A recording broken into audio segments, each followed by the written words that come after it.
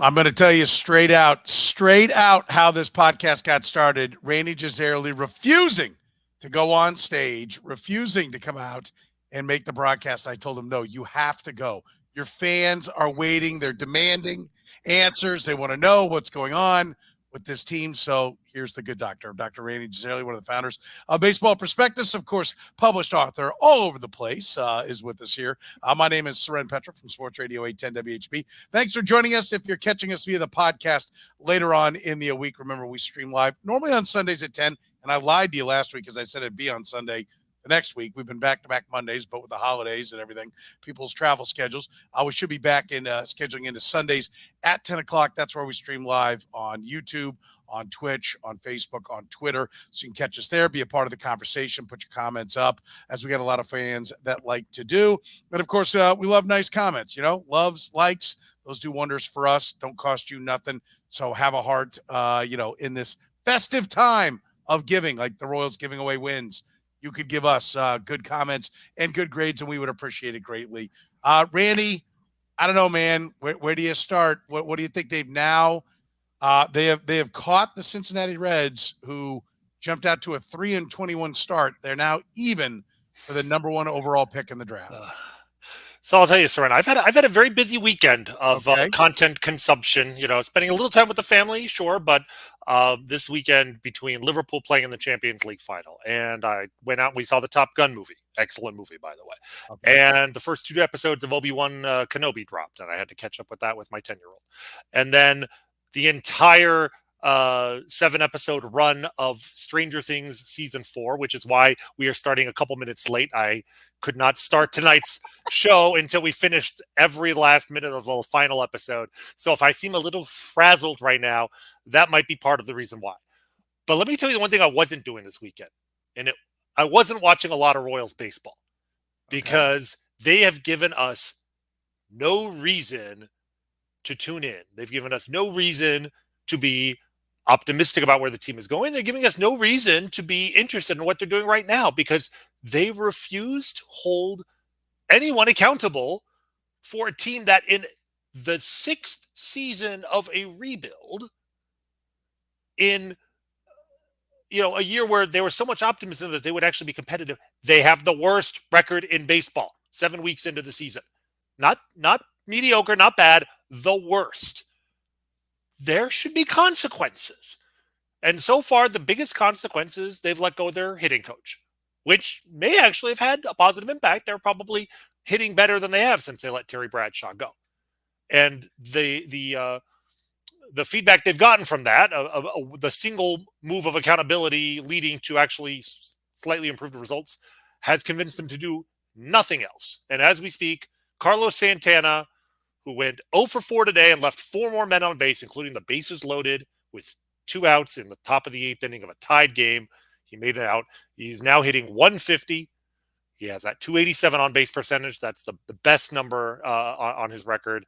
A 242 slugging average from your everyday first baseman / DH.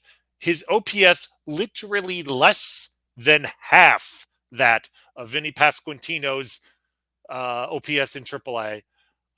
And every day, with every 0 for 4 from Carlos Santana, us Royals fans, like Charlie Brown lining up to kick the football, are thinking, today's the day. Today's the day that they're going to acknowledge the inevitable, let Carlos Santana go, replace him with somebody that they developed, because for all the problems I have with this organization, they have talent in this organization.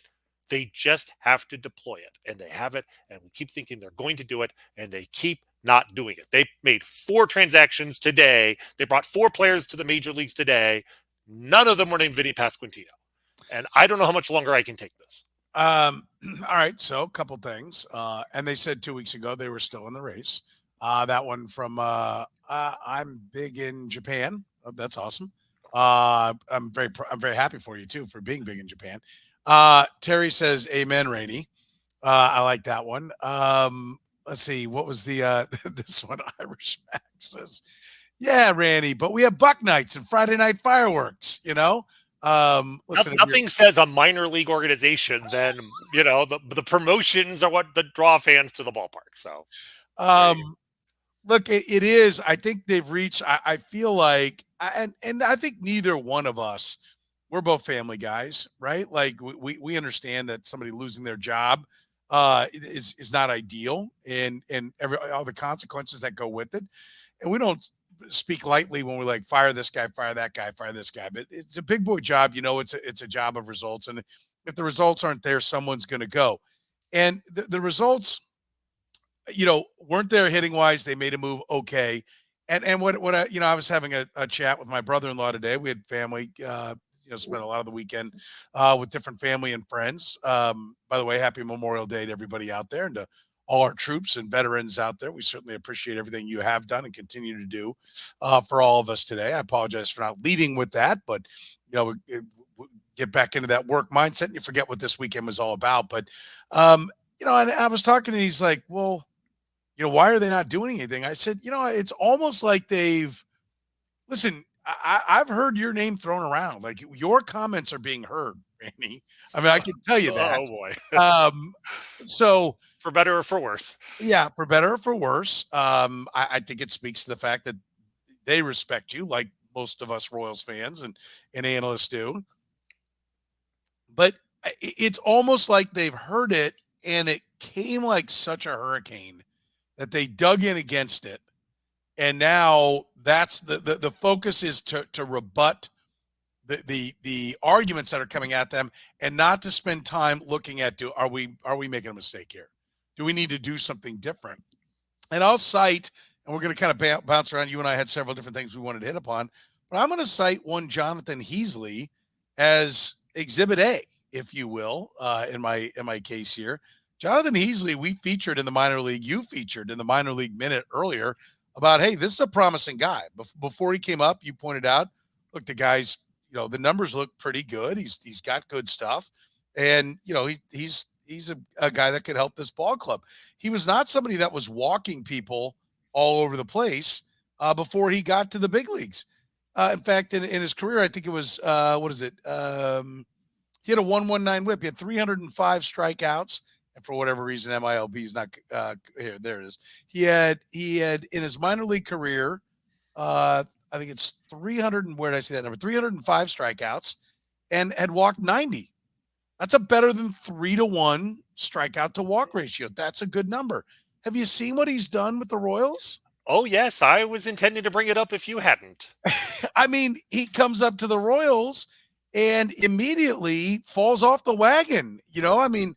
I guess, or gains if we're to put it into an alcohol's problem, he never touched the stuff, and now he's a raging drunk when it comes to walking people, right? I mean, and his strikeouts have gone, had dropped just as quickly as his walks have gone up. He had 6 walks and 30 strikeouts this year. Just look at this year in Omaha, AAA, highest level of the minors, right? 6 walks, 30 strikeouts. Today he had 3 walks and 3 strikeouts. Which is an improvement, Rany. That's the first time in 4 starts he's had at least as many strikeouts as walks. In his first 3 starts, he had more walks than strikeouts. You know who's the only other guy who's been doing that in baseball this year? Carlos Hernandez.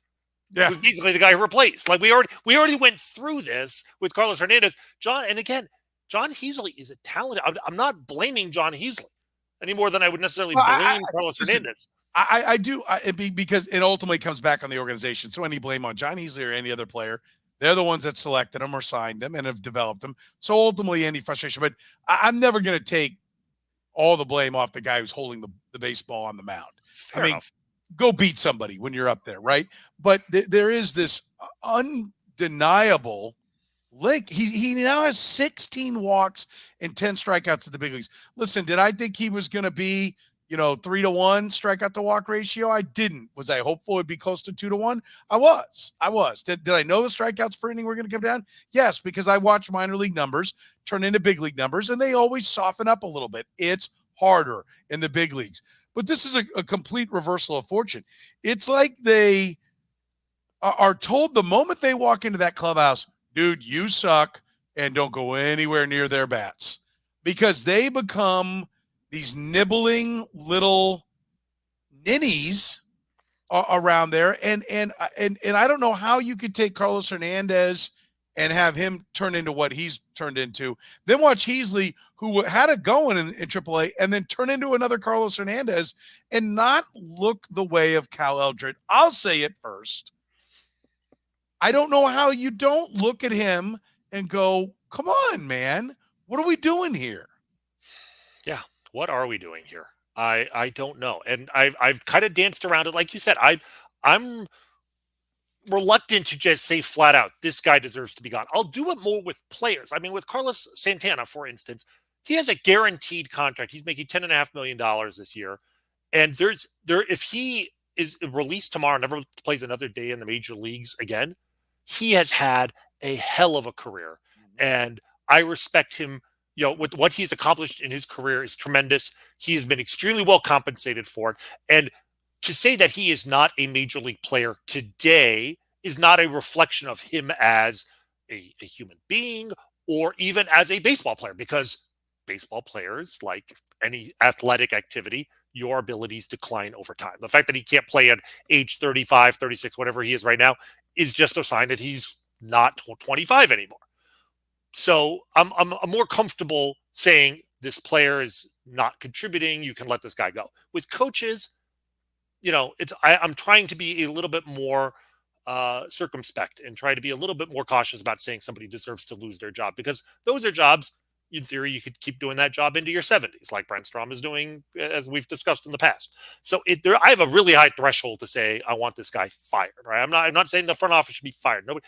But Cal Eldred, if there is a threshold, if there is a bar, he's crossed it. There's just no way around it. I mean, I've been dancing around this notion for Cal Eldred for 3 years now.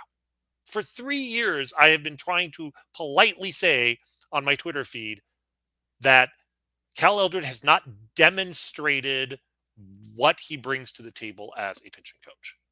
That's coded for, I don't see how he's helping. And at this point in Major League Baseball in 2022, it is so competitive. There are so many teams looking for an edge that if you are not the solution, then you are the problem. It's been clear to me for 3 years at least that Cal Eldred is not the solution. At this point, I think we have to call a spade and say Cal Eldred is the problem. I'm at my last step from making that statement, and I'm real close. And like I said, I'm proud to say that there are not many times I've said that a change needs to be made job-wise, because I think usually it's just a bunch of hot air, right? Like I take call after call about firing Andy Reid in a follow-up season to a Super Bowl when he's going to go 14-2 and get back to the Super Bowl. I know that people react and get upset. What I have said, though, you talk about dancing around, and I'll use a different term, offering up the opportunity for you to tell me where the mistake is, right? That's what I would say. Instead of, you could say dancing around Cal Eldred, or you could say, okay, you're reasonable baseball men. You have had success, the ultimate success. You wear championship rings, a ring each, each guy, multiple ring, one championship. I want to make clear that, I know there was Braves, stuff right. That might happen. With the Royals, they've won a championship, and you're not a moron. Morons don't back ass into back-to-back pennants. And I'm very cognizant of that. And I try to be, and I think I deliver respect for that accomplishment every single time. So I will not tell you, you don't know what you're doing. You got to fire Cal Eldred. But I will tell you this isn't working, right? And if it's not Cal Eldred, it's your development people. If it's not your development people, it's your drafting people. But there's clearly something that's wrong. And if you won't address it, you leave no choice but for somebody to address you. If you can't identify where in the chain of development it is, then you no longer can hold the seat that makes those decisions. And I think Dayton Moore has heard it get really loud about his job really fast. And I think he feels like, I don't know if he felt like he had a get out of jail free card coming into this year, or since he won the championship, and that if he didn't make the move, he could just walk out there and say, that's not the problem. And then everybody would stand down. And I think he forgot how loud it was and how, toxic it was. Listen, I listened to one of the Royals players right? Who wears a World Series ring now. He's no longer with the team. Just MF the fans up and down before the 2014 postseason. I still have it recorded. I still have the recording of it. And I went to people in the organization. I said, listen, guy had a bad night. I don't think this is a true reflection of what he says. Well, did you know you're recording? I go, I'm standing there with my hand out. Like, what did he think I was doing? And I'm like, but I'm not going to play it. But I said, I hear it. Any other comment like this again, then this goes with it. I think I've gone the extra mile to always be fair about it. And that at that time, it was really toxic between players and fans and organization. And I think that they forgot how frustrated fans were. And they thought that day could never come around, that the World Series would buy them, I guess, at least a decade's worth of goodwill. And it's not, and we're getting there really fast, where I've always said, listen, if you're going to fire someone, if not him, then who? And you can say that to whoever wants to fire somebody until there is a chorus that the answer is anybody. When the answer is anybody, when universally your fan base says, I don't care who, anybody, you've reached a point that you do not want to be as an owner. And if the Royals aren't there, they're getting there really quickly. Yeah, they are. And you made a point earlier about how the organization seems like almost a little blindsided by the rate at which the fans have started to turn on them. And I'm actually sympathetic to that, because I wasn't this angry 6 weeks ago. I was optimistic about the season. And some of this this frustration, this, maybe you call it rage on the part of some of the fans, is, I do think, a sense of betrayal that we were led to believe this season that this rebuilding project was different. And it's not like they're 20-24 or whatever. They're 16-31. Like I if you had gone to the Royals before the season began and said, hypothetically speaking, we're all friends here. Hypothetically speaking, if you guys get off to not just a bad spot, the worst record in baseball at the end of May, do you think you will need to that major changes will need to be made in terms of the roster and perhaps in terms of coaching? When it was still hypothetical, I think they probably would have said yes. I mean, they're not expecting that ever to be the case. That the record is so bad, it forces you to reevaluate the entire paradigm of what this organization has been trying to do for the last 5 years. And yeah, I definitely have some early 2014 vibes here. And that one of the things that made that 2-year run so special was just how close they came to having it all fall apart before it even began. I remember how close I was to saying outright, fire everybody, fire the front office, fire. I came very close. I remember the Kansas City Star they actually invited me to write a column for the Star. I've only written, I think, 2. One of them was in around almost exactly this time of year. I think it was like Memorial Day weekend, 2014, expressing the frustration with the organization. And I danced to the line of saying, it's time to get rid of these guys. I basically said, if things don't change in the next weeks and months, major changes or something along those lines, I made it very clear. And of the feedback I got from that column from fans, the only criticism I got was I was being too soft on them, that I didn't call for it outright. They were on the knife's edge. And to their credit, and to the greatest sporting joy I've had in my life, they turned it around. They went to the World Series. They won it the next year. You could make like half a dozen 30 for 30s about that 2-year run, in my opinion. Like, it was just insane. All the things that happened that should never have happened. And because of that, you said they expected to get a decade. Maybe they shouldn't have expected a decade, but a half decade? I gave them a half decade. Mm-hmm. I gave them 5 years. I gave them 2 mediocre follow-up seasons when they were supposed to contend and multiple 100-loss seasons and a slow rebuild. I gave them all the time any organization should need. And came into this season ready to be competitive, ready to be optimistic, ready to start this podcast with you to cheer them on as they began that run to the playoffs. If not this year, then certainly laying the foundation for next year or the year after.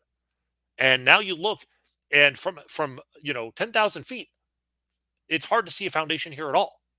Now, I think if you get closer, and one of the things, I want to be fair, and one of the things that's so frustrating here is, like I said, there is actually a lot of talent here. And a lot, like, if you cannot identify talent, you do not bring talent into the organization, you can do everything else right, it doesn't matter. I mean, when I look back at the Allard Baird Royals, when I look back at the 2002 to 2006 run, even with that 2003 mega fluke in the middle of it, that was an organization that fundamentally could not find talent. They would draft Jeff Austin in the first round and not draft Albert Pujols in the first 13. They just could not find talent.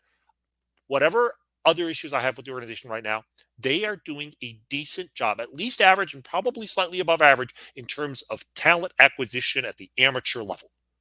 And as long as you've got the talent there, it is not a 10-year or even a 5-year process to meld that talent into a winning major league organization. You need the people in the organization to teach that talent how to play, develop that talent. But if the talent's there, that's a 2 or 3 year project at most. But you've got to get the people, you've got to trust the people that you've hired to develop your talent, the coaching staff to do their job. And right now, I have some confidence in the minor league coaches, even on the pitching side. I have no faith in the major league pitching coach. And here's another data point that I really want to talk about when we talk about, is it Cal Eldred the problem, or is it just these guys don't have the talent to get to the major leagues, or they have the talent to get to the major leagues, but not actually the talent to succeed, or is the problem like the minor league coaching? Let me give you a great data point, which is a guy we haven't had to talk about in a few weeks, thankfully, and that's Jackson Kowar. All right, Jackson Kowar, we've talked about before, has, I think, an ERA, major league ERA is 12.03, right? One of the highest ERAs in major league history for somebody with as many innings as he's thrown, despite being a borderline top 100 prospect when he got to the major leagues. Well, he made one outing with the Royals in April and gave up 7 runs and 3 1/3, and they sent him down. And in his first 4 outings in AAA this year, he had an 11.49 ERA in Omaha. He had 7 walks and 11 strikeouts, gave up 4 home runs in 16 innings. I mean, he was broken. Well, they've been working with him at AAA. Paul Gibson's been doing some work with him. In his last 4 starts, 21 innings, he has a 2.18 ERA and 25 strikeouts against 5 walks. Looks like he's being fixed, which is great, except the minute he comes back to the major leagues, he's back in the hands of Cal Eldred. Right? Brady Singer went down to the minor leagues. They didn't give him a chance to pitch much at the major league level. He made 2 outings in 2 weeks to start the season. Went down to AAA, and was allowed to actually work on things. And he's been brilliant in 3 starts. Right? He made 2 shutout starts, and then his last start he gave up 3 runs, but 2 of those runs came after he left the game. They were inherited runners. They gave up a 2-run single with 2 outs. So with 3 runs and 5 2/3 innings, but 6 hits, 0 walks, 8 strikeouts. So 2 of his and in the last one, he didn't have his best stuff. And he still had 0 walks and 8 strikeouts. Exactly.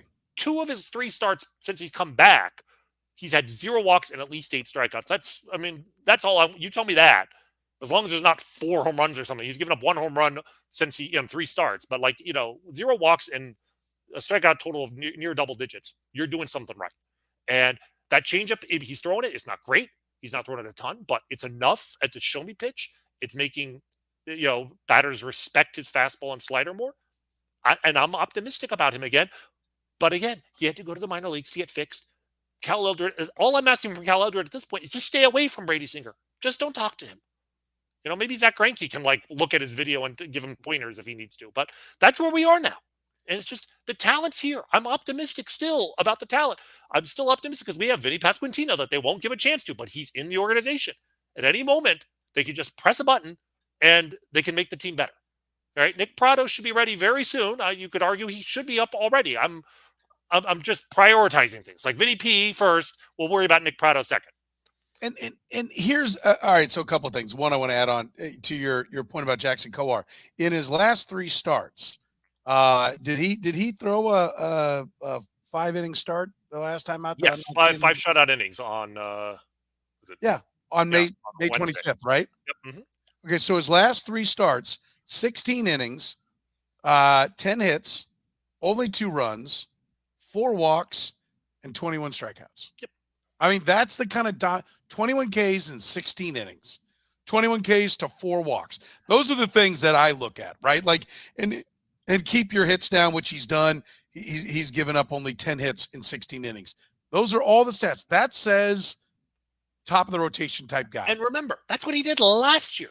When he started in AAA, in his first 6 starts, 41 strikeouts, 10 walks, and 0 homers in 31 innings. And 41 Ks in 31 innings. That's what brought him into the major leagues. He came to the big leagues, and I'll never forget the camera shot they found in Oakland of basically where they were shooting in one shot, the great job of the TV, Kowar on the mound, and then you had like over there the Fiddlers 3 of Mike Matheny and Cal Eldred, and I can't remember who was over there as well.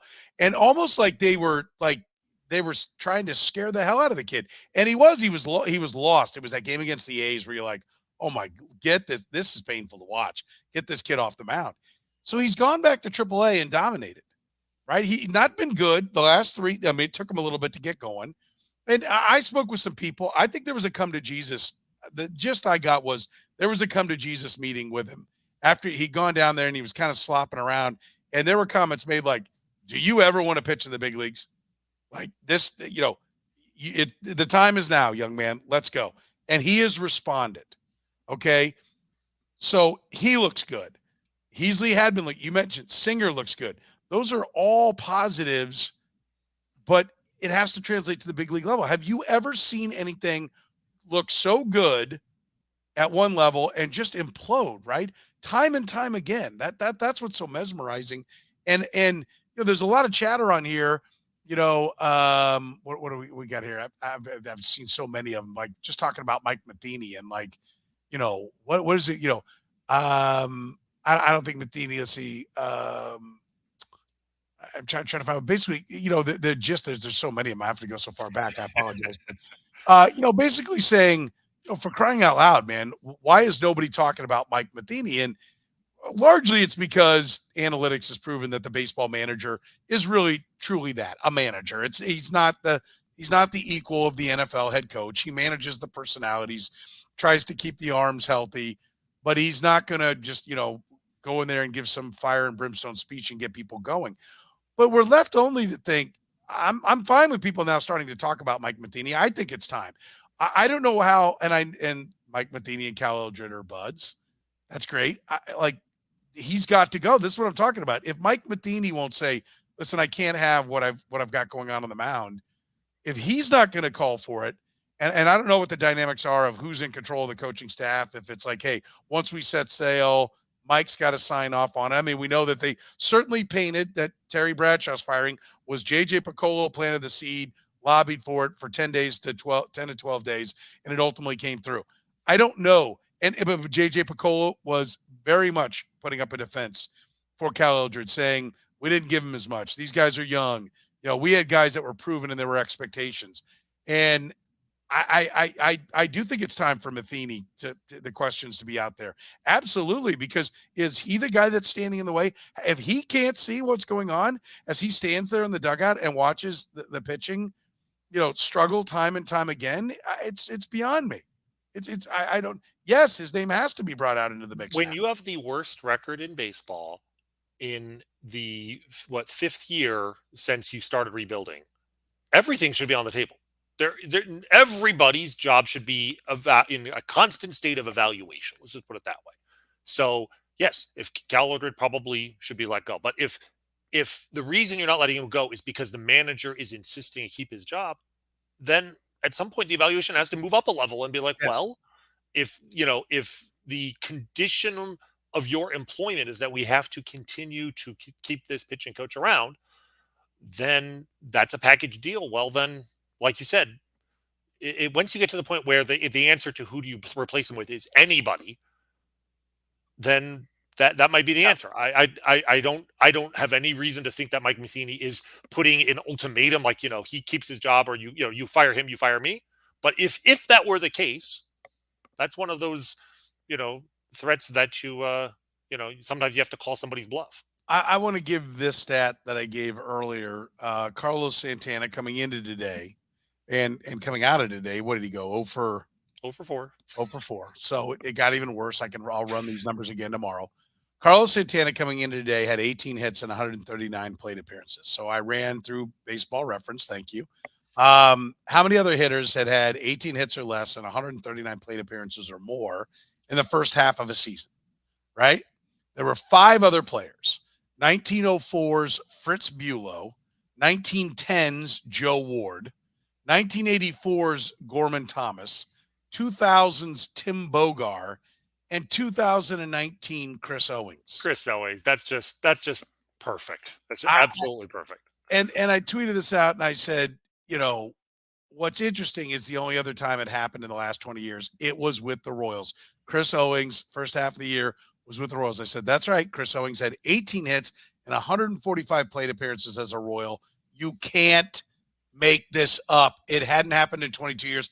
It's only happened 6 times since 1904. And the last 2 are with the Kansas City Royals. And the last 2 have happened in the last 3 years. Chris Owings. And I remember going, what? Why is Chris Owings on this team? Why is Chris Owings? And you remember Nicky Lopez was on that team, right? Would be on that team later. And it was like, okay, you're going to bring up Nicky Lopez? They didn't want to bring up Nicky Lopez. I bring that up because I was looking through the 19 and 20 Royals just to see, what was going on with them. And I saw Nicky Lopez's name that he would be part of the Royals in 2020. Are we going to see Vinny Pasquantino have some kind of struggles? Is it possible that there is, the one thing that we've heard is JJ Picola said, well, there's, he's not hitting the ball in a certain quadrant. There's like that, like there is one thing we still want him to achieve and work on. I mean, okay. No, hard pass. Like where do we sit? Like, how can you have to pay Carlos Santana, whether he's washing dishes or playing baseball or sitting on a beach drinking a Mai Tai? Either way, you're paying him. This is, we're now reaching a point where it's becoming, I think comedic. I don't know how much longer this can go on. And go ahead. I was going to say, I think it was so poetic today that in the game today, again, the Royals had come back to tie the game in the top of the 8th inning. Andrew Benintendi had just doubled in tying run. And they had a runner, I think it was runner on second with 2 outs. Nobody out.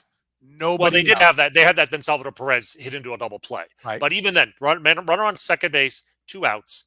MJ Melendez at the plate. They intentionally walked MJ Melendez, who really only came up because Ken Gallagher got hurt and was actually struggling in AAA, but has looked like one of the most polished hitters. For all the talk about the Royals have about these guys, we don't want to rush them to the major leagues. MJ Melendez, who was, at least in terms of results, was struggling in AAA, but was still making good contact and obviously already had shown great success there last year, has looked tremendous. The Guardians, and I need to say that word Guardians about 10 more times because I keep referring to them by their old name and I have to get used to the new name. So if I do slip up, it's not, I hope it's not any kind of Freudian slip on my part, just the new name of the Cleveland baseball team.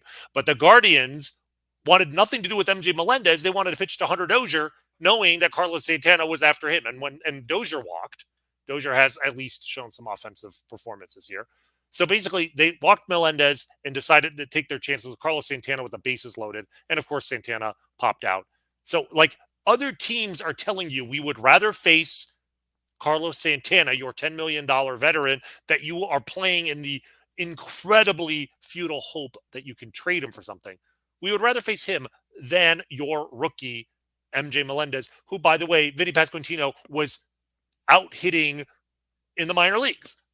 So it's it's just madness. Other teams are telling the Royals what they really think, and we've seen the references out. People like Alec Lewis at the Athletic talking about what opposing scouts are saying and asking why are the Royals playing these guys. Like, opposing scouts don't understand what the Royals are doing.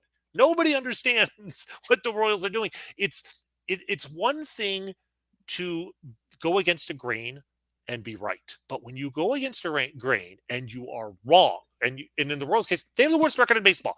You cannot be more wrong than that. And you are making decisions that other teams do not understand. It's like, when the New York Jets every year blow their first round pick on some player where the fans are booing at Madison Square Garden because everybody knows that is, I think it was Bill James who said the definition of a blunder. When he's talking about a blunder, like a managerial mistake in the playoffs or whatever, a blunder is a decision that a team makes in a crucial situation that is questioned at the time, that it goes against conventional wisdom and doesn't work. You have to have those three things. Right? That's the definition of a blunder. Well, Carlos Santana playing him goes against what every other team in baseball would do and common sense would dictate.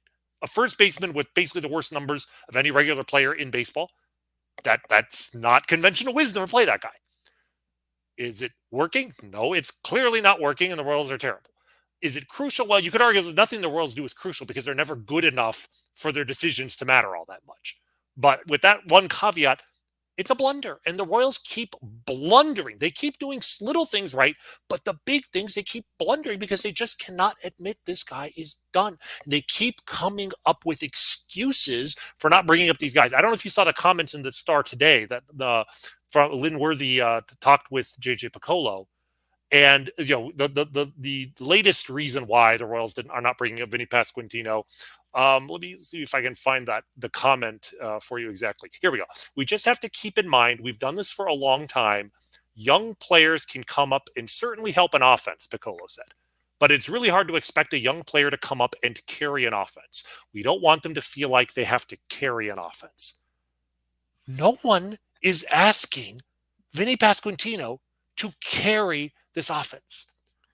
The only thing fans want is for Vinny Pasquantino to out-hit Carlos Santana's 150 batting average. But is what he's saying that we need to get Perez going, get Witt's numbers up, get Bobby Witt Jr. going so that Pasquantino can just come into the mix? Is that what he's saying? Yes, but there's a logical fallacy there, which is, for one thing, if that's the case, why did you start Bobby Witt on opening day and have him batting second? Agreed. But also, it's like you are saying the failures of other people we're going to punish you for the failure of somebody else. One of the reasons why the Royals offense is sputtering so badly? Carlos Santana. So every time Carlos Santana goes 0 for 4, and the Royals offense looks that much worse, which in this perverse logic that the Royals are using, makes it more likely that they're going to have to keep Vinny Pasquantino. They need the offense to get going for Vinny to come up. Well, Vinny can't come up if Carlos Santana keeps hitting 0 for 4. Well, Carlos Santana just keeps going 0 for 4, and he'll never lose his job. By the way, Brewer Hicklin made an appearance in the big leagues, and he struck out, I think it was 511 times and 1,480 at-bats in his minor league career, and is 26 years old, right? So I will say that we can clearly conclude that he is chum, right, for the Sharks. That's all he is. If you're going to come out and say this is why we're not bringing up Pasquantino, and I have heard that the Royals are very much on board with Vinny Pasquantino, because I poked around. I'm like, do you not believe in the guy? Is that what it is? Do you think that this is just he's crushing the guys that blow? No, there's a belief in the guy. They genuinely think he's a player. In fact, if anything, they have more questions about Prado, which the numbers would tell you that as well, with his inability to consistently hit the baseball and his swing and miss. I certainly get that, but I'm to not bring him up and to this is where I say they've dug in. They've just dug in, and it's like, well, we're not going to bring him up. And here's this one. Now let's try this one. How about this one over here? Grabbing it, just whatever little things they can put out there, because what to me defies logic is let's take a look at that whole 8th inning. because you talked about where it got to with, walking Melendez. They got to 2-0 and then they walked him. The pitcher going up against him is a guy named Nick Sandlin. Mm-hmm. Okay. Nick Sandlin, I think these numbers include today now, has thrown 15 innings, 9 hits. Okay, it's tough to put a bat on. When you hear only 9 hits in 15 innings, giving up 6 runs, 5 earned, giving up 2 homers, 15 walks, 9 strikeouts. The game plan should be the moment the kid comes in there is nobody swings till he gets strike 2, right? There's nothing that says that this guy can get you. They tried to get themselves out. And it is amazingly, it is actually kind of stunningly bad luck. But I'm going to tell you, you go back and watch the video of it, 18 consecutive balls out of the strike zone. 18 consecutive balls. He did not throw a strike. His first 18 pitches, not a one was in the strike zone. Now, you can have stuff that darts, looks like it's coming in and then darts out of it, right? You can have that kind of stuff. But he was throwing some stuff that was just wildly out. Bobby Witt Jr. was reaching at some stuff outside. To his credit, he managed to back off enough to draw himself a walk. I'm looking at the pitch by pitcher. Yeah, you're right. I'm counting them. And Sweet swung at 2 pitches outside the strike zone, took a walk. Yep.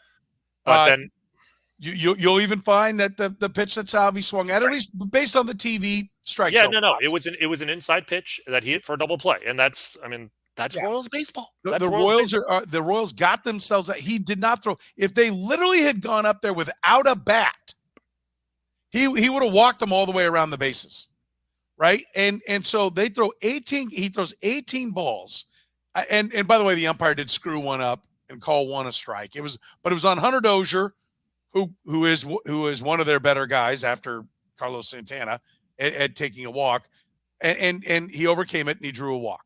And he got on base anyway. So even with the incompetence of the umpires, which maybe one day we'll spend a lot of time on that one, even with the incompetence of the umpires, Hunter Dozier was able to overcome it. But they managed to get out twice.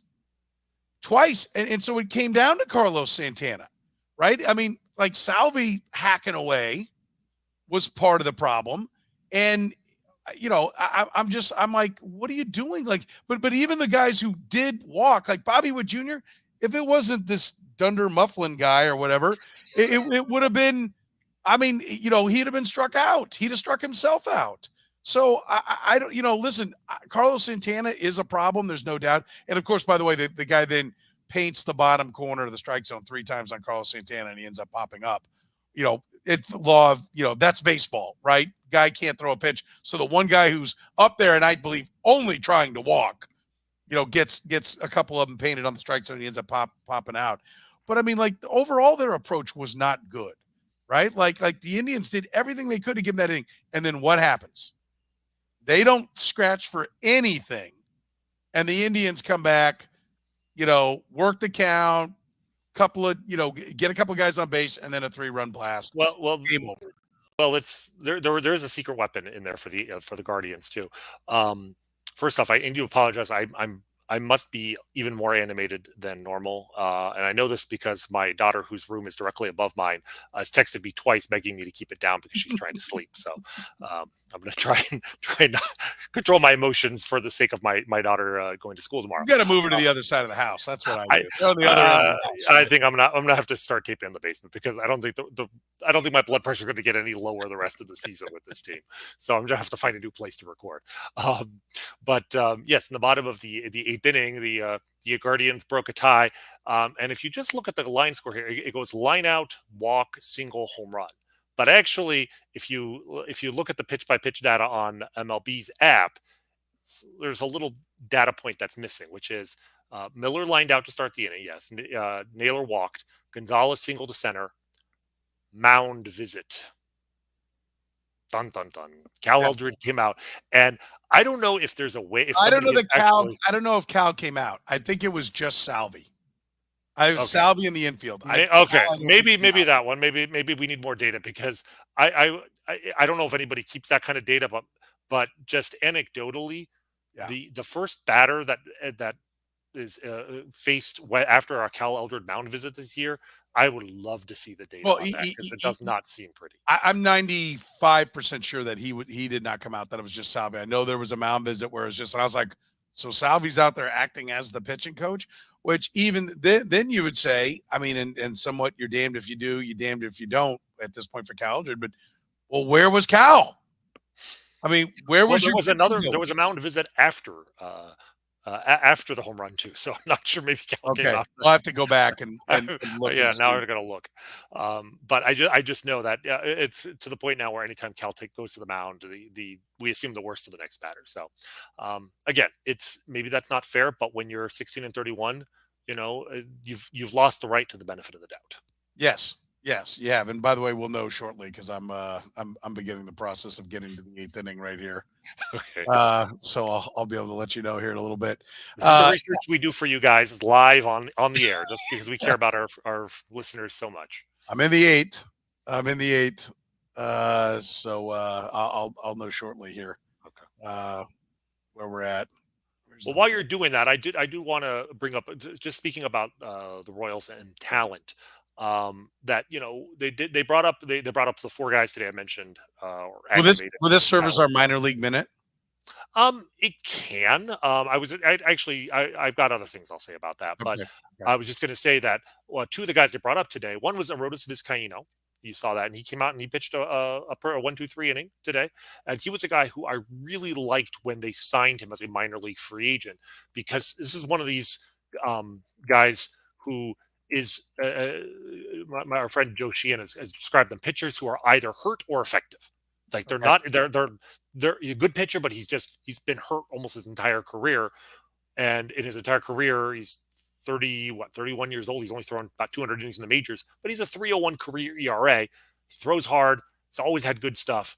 And he hadn't pitched in the major league since 2019. But the thinking there is he's a minor league free agent. If he gets hurt or is not effective, no skin off your back. But if he's healthy, he could be an important part of that, of that bullpen. You think of like what Ryan Madsen did for the Royals in 2015, and Vizcaino was at a 1.76 ERA in Omaha when they brought him up. And at this point, obviously, you're not thinking about a playoff run, but could you get 2 good months out of him and then put him on the market? And you think about what the Royals got for Trevor Rosenthal. I think Vizcaino is absolutely worth a flyer.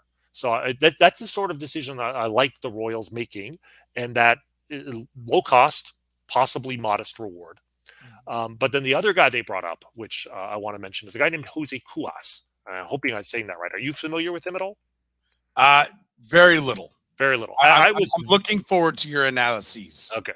And I was not very familiar with him. He was just kind of a stat line. I knew he was a converted position player who converted to the mound a few years ago.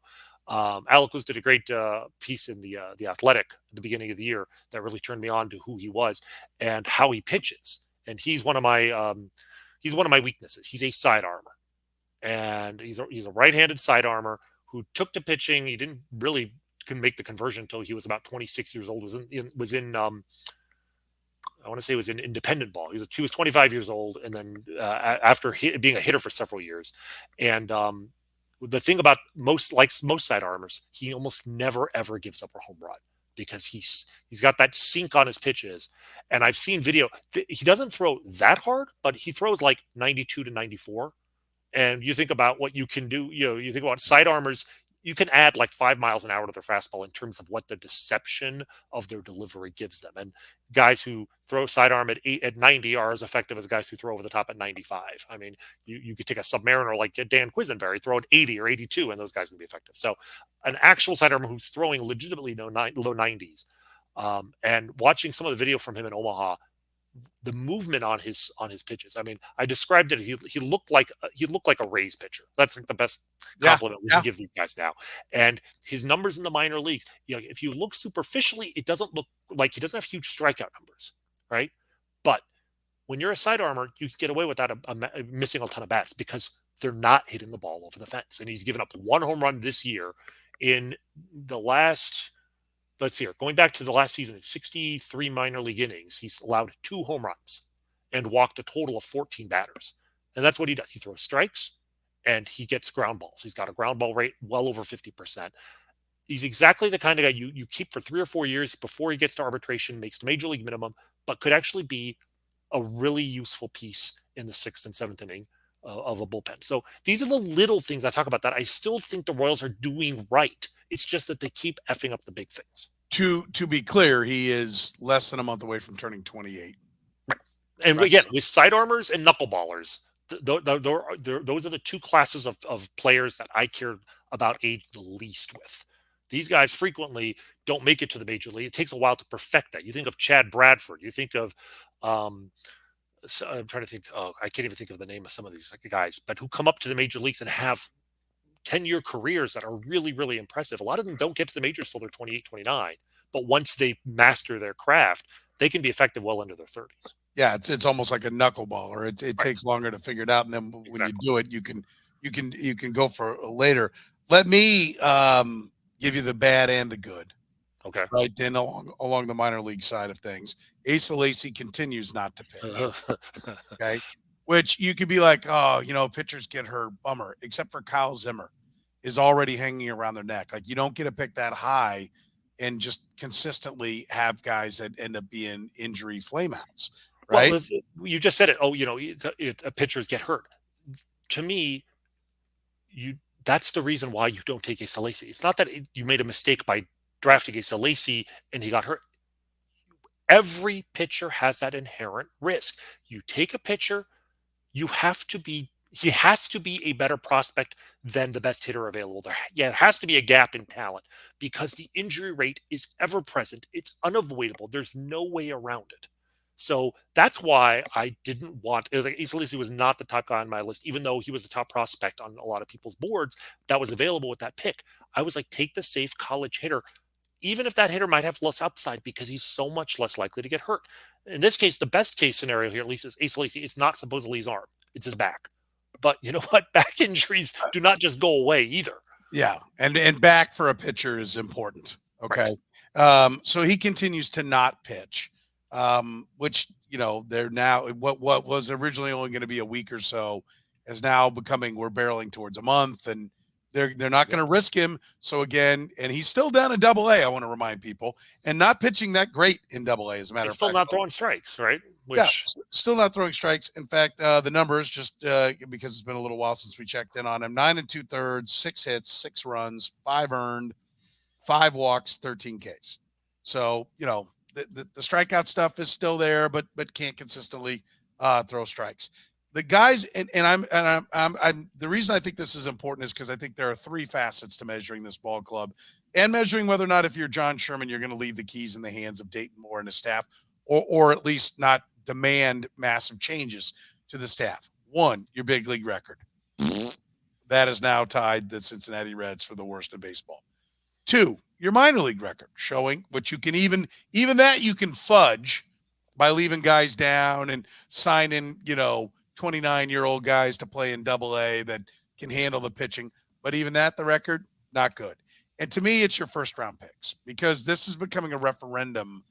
And I didn't think we'd be here. I'm like you.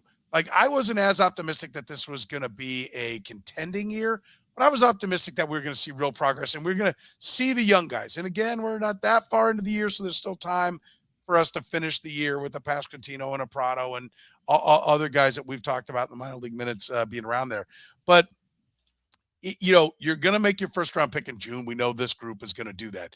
But if you're going to have a top 3 pick, can you really hand the keys to them to make that pick? And if you're not going to let them pick it, then that means at the end of this year, you're going to make a change in the front office, either the overall structure of how you do things, or the guy at the top who will then, that means changing everything, because somebody new will come in and bring in a lot of new people. And that means your top line guys have to do well. Well, Asa Lacy's on the side, not pitching well. We are finally getting, after 11 months after drafting them, we're getting the guys from the 2020 class, or 2021 class, starting to pitch. And I'll give you the good with the bad. Unfortunately, Frank Mozzicato, the first one of the bunch, is the bad. His ERA is now a robust 9.45 on the year. He has given up 7 hits in 6 2/3, 7 runs. And it's like Cal Eldred went down and paid a visit to him, because he has 8 walks and 6 strikeouts. Okay. I mean, he's basically the Asa Lacy of high school pitchers. He's got Potentially great stuff, but yeah, he's not throwing strikes. And it's his second start. We talked about his first start last time, and it was good with the caveat that didn't throw enough strikes. His second start was a disaster. He faced 6 batters, retired one of them. His last start, I think, was yesterday, actually. And I think, once again, it was like he battled his command to a draw. 3 innings, 3 walks, 3 strikeouts. I'm not 3 hits, too. 6 base runners and 3 in the right. third.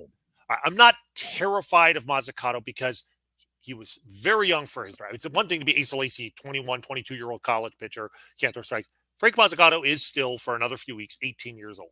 I'm not happy with what I'm seeing, but I'm not panicking yet. If you're good, I mean, if he was just not getting guys out because he was just being hit all over the park and wasn't fooling anybody, I'd be more worried.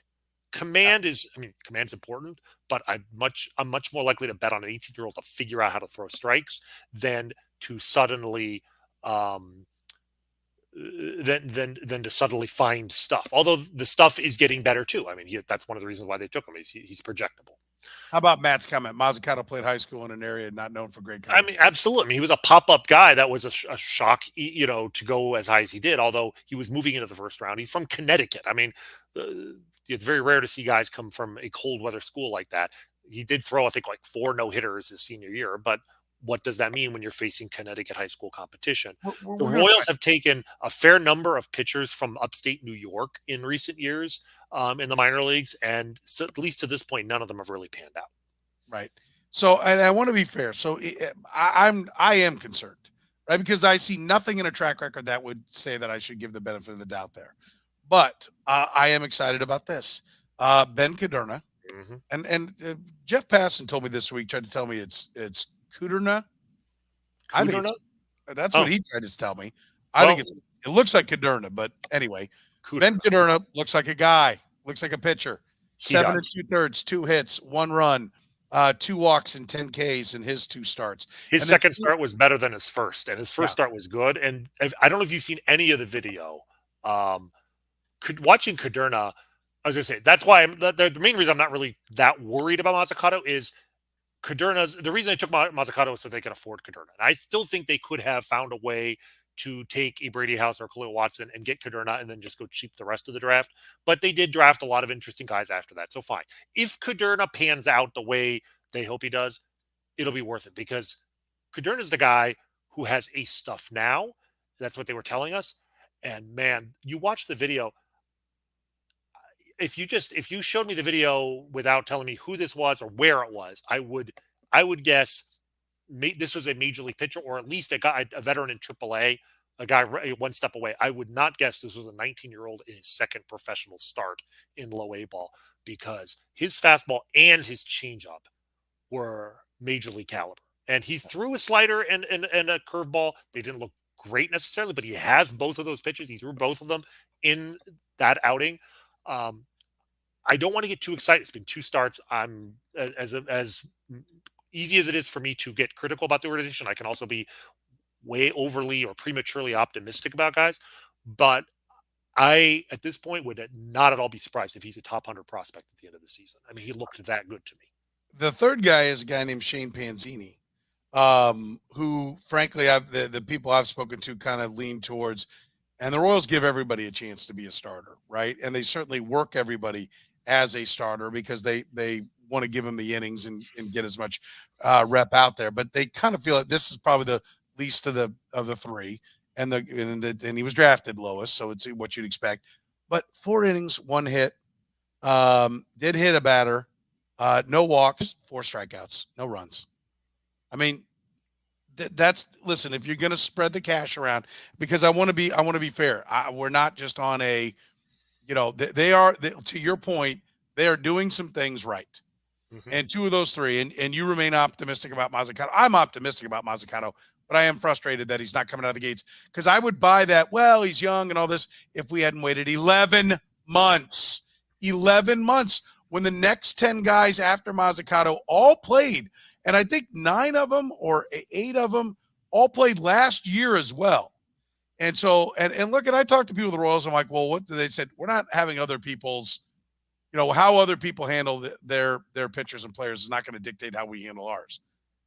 Okay, unless the other people are doing way better, then you might want to look into what they're doing.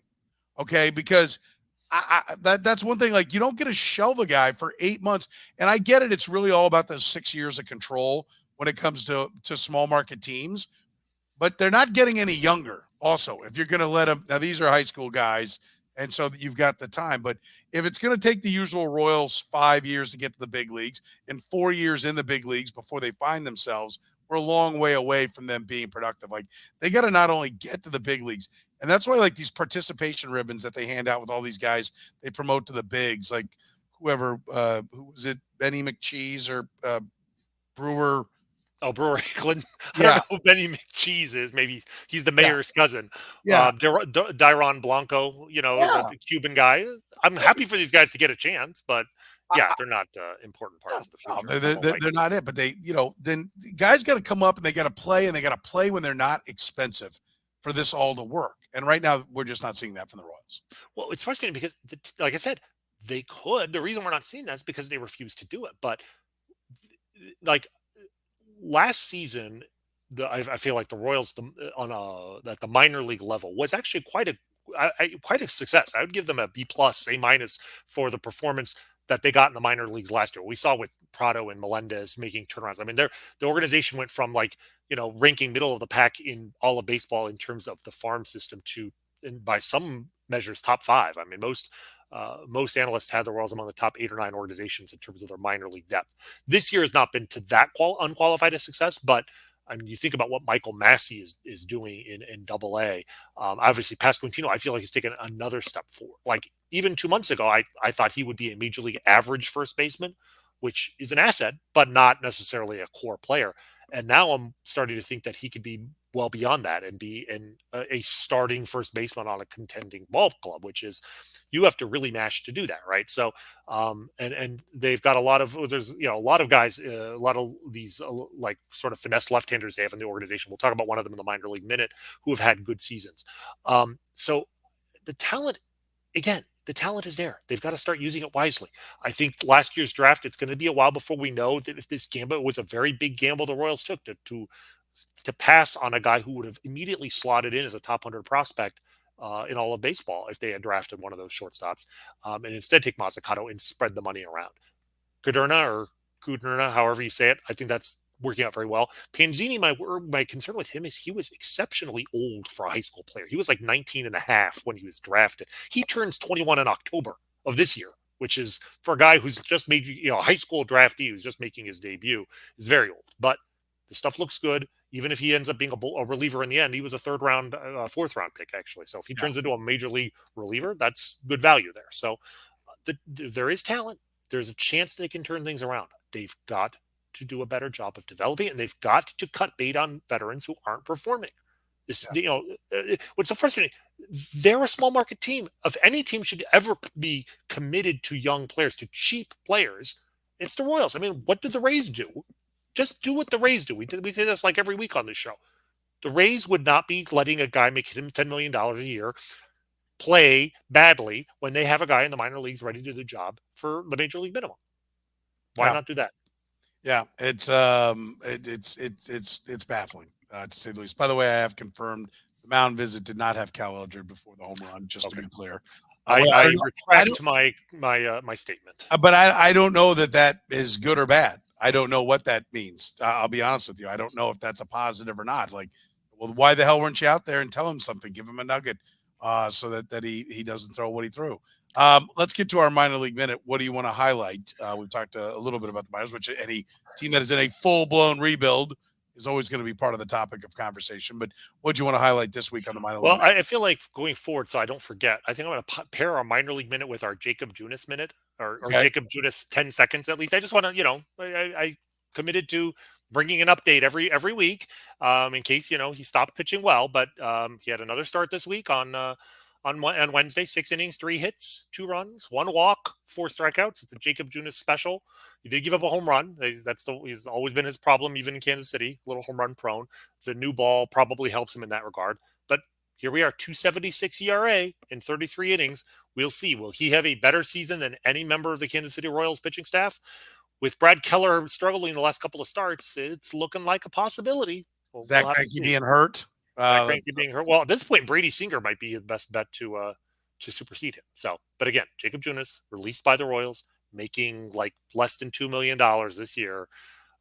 Might be better than anything they had on their staff. Mm-hmm. So let's just keep that in mind. The minor league man, I mean, there's a lot of guys in the organization I mentioned who the Royals have a lot of these like left-handers who you would describe as finesse lefties, but of course the definition of finesse is changed over the years because everybody throws harder. You know, these guys are guys who throw 90 to 93 from the left side. That's considered finesse. You go back to 2005, a lefty who throws 90 to 93 with quality breaking stuff, that's like a top of the rotation guy. So, you know, finesse is relative. But Drew Parrish. Nice job, Matt. Pus throwers. Pus throwers, yes. Well, there you go. So, but so those guys are always you're always going to have some skepticism that those guys can succeed in the major leagues until they prove it, right? Because you have finesse guys who just get to the major leagues and you have to have a certain baseline level of velocity to be able to succeed. So I'm certainly not sure this guy is going to succeed. But Drew Parrish, who was the Royals' 8th round pick in 2019, a college lefty, not a particularly tall guy, like 5'11", doesn't have tremendous stuff. Again, 90-93, but great changeup, really good curveball, and has just performed everywhere he's been. I mean, he made his full season debut last year because obviously the pandemic, they had to hold him back. And in 4 outings in high A ball, he was clearly ready for Double A. So they took him to Double A last year. He had a 3.36 ERA in 18 games, 95 strikeouts in 83 innings. He went back to Double A this year, and in 50 innings, 1.63 ERA, 25 hits, 11 walks, and 45 strikeouts. And actually, if you break his game log down, he actually struggled a little bit his first 3 starts of the year. In his first 3 starts, he had 7 walks, 10 strikeouts, 3 home runs allowed. In his last now 6 starts, Drew Parrish, 37 innings, 16 hits, a 0.49 ERA. He's given up 4 runs, 2 earned in 37 innings. No homers, 4 walks, 35 strikeouts. You cannot possibly be more dominant from a statistical standpoint than Drew Parrish has been over the last 6 weeks in Double A. At some point, and by some point I may mean by the end of 2022, this guy may deserve a chance in the rotation. I mean, this is, John Heasley basically did this last year, was dominant in Double A, and he wasn't nearly this dominant. And Heasley got a chance to pitch in September, made 3 decent starts, is now in the Royals rotation. I think Drew Parrish could be, could he be the Jason Vargas of the next contender? Yeah, I think he could. And I think he is. He is, and they're starting to get a propensity because I know we talked about Massey a little bit earlier too. They're getting a lot of 24-year-old guys in Double A. Right? They got to get to scooting. I mean, they got to get moving up. They do. I will. The one defense I'll say here is the pandemic has screwed up everybody's timetable because you had all these guys who had a full year where they didn't pitch or play competitively for an entire season. I'm cutting teams a little bit of slack. They should definitely accelerate their movement. And again, this is why it's so frustrating. I mean, if Vinny Pasquantino hadn't missed that season, maybe he'd made it to the majors sooner. But he's 24. He's ready. So same thing. Yeah. Yes, I agree. These guys should move, but I think they can move. I think frankly, Drew Parrish is ready for AAA today. But we'll see if he's ready for the majors by the end of the year. Yeah. And that is, and those numbers are very impressive. And you like seeing it, but what will they be? Will he go Jonathan Heasley when he gets up? And will Cal Eldred still be the pitching coach by the time he arrives? We will. It all comes full circle. It all comes full circle. Rany, great stuff as always, buddy. Always fun talking Royals baseball with you. Appreciate the time, my friend. Good talking. The good doctor, Rany Jazayerli. You can catch us each and every Sunday. We stream live. I know it's a Monday night, but normally Sundays at 10 o'clock Central Time. And, of course, make sure you subscribe to the podcast. Wherever you get your podcast, it's available. Nice comments, thumbs up, likes, loves. We love it. They do a lot for us. They don't cost you nothing, so we appreciate it. And we appreciate everybody in the chat room. Had a lot of fun, a lot of witty comments in there. And so if you're catching us via the podcast, YouTube, Twitch, Facebook, Twitter, you can see it. The comments are not hooked up to Twitter. I don't know why Twitter doesn't do it, but they don't. But the other 3, you can see it. So until next Sunday, we tell you thank you very much for joining us here on Kaufman Corner.